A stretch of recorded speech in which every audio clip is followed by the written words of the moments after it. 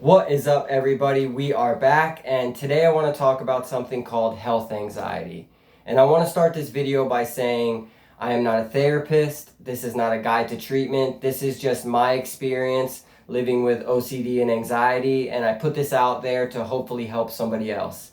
And what health anxiety is just an over focus on your health and finding something in each situation that could have potentially made you sick. And I think this is important to talk about, not only on the mental health side, but also on the handyman side, because right now with COVID-19, we're going over to strangers' homes and our anxiety might be high about our health. So I'll tell you a little story of how health anxiety has kind of made my life a little bit difficult recently. I have golfer's elbow, and from time to time when I'm boxing, it'll flare up and, just give me trouble for about a week and then it'll get better. Well, I'm new to my business, as you guys might know, so I'm going out there into realtors' offices and property management offices and promoting myself. And what we have to do every time we go somewhere is we have to open a door.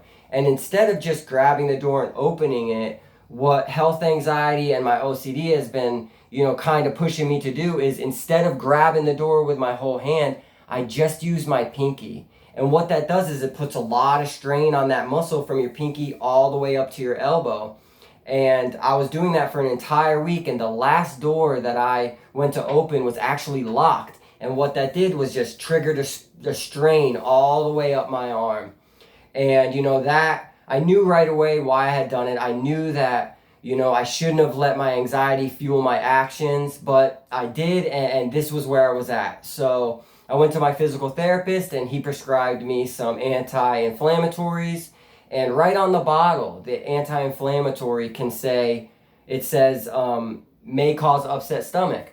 So I've been taking it for a few days now, and every morning my stomach's just a little bit upset, and I work through it. But what happens is that kickstarts my OCD, and I start thinking, oh my gosh, my stomach's upset in the morning. Does that mean that I'm sick? Does that mean that I've contracted some disease and now I'm, showing symptoms of it? And all of this anxiety stems back to the fact that I let my anxieties control my actions. Because if you're opening that door with your pinky, for example, because you're trying to mitigate the anxiety about COVID-19 and not because you really believe that there's an immediate threat of COVID-19 or any disease on that doorknob, then you're just feeding into your anxiety. And what we do when we feed into our anxieties are we teach our brain that every one of these situations that we're modifying our behavior to try to stay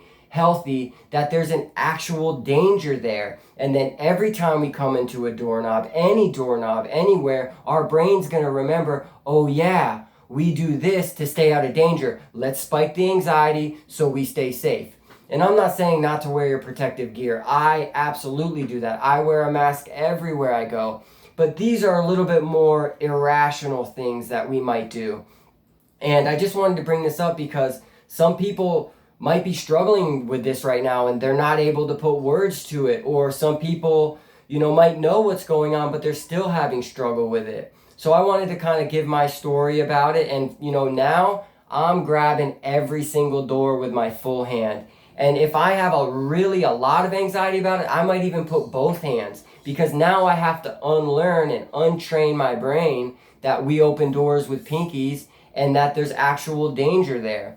So, it's all about, training your brain and teaching your brain that there's no danger in these anxiety and irrational situations that, people with OCD and anxiety can invent for themselves. So I think it's really, really important to be aware of what is driving your actions. If your actions are being driven by a need to mitigate your anxiety and not an actual threat, then you have to relook at what you're doing and refocus and train your brain that, hey, there's no danger there. So I hope this helps somebody. Like always, like this video so other people can find it. Leave me a comment. Let me know what's going on with you in your mental health journey or in your handyman journey and how those two intersect. And like always, subscribe. Thanks.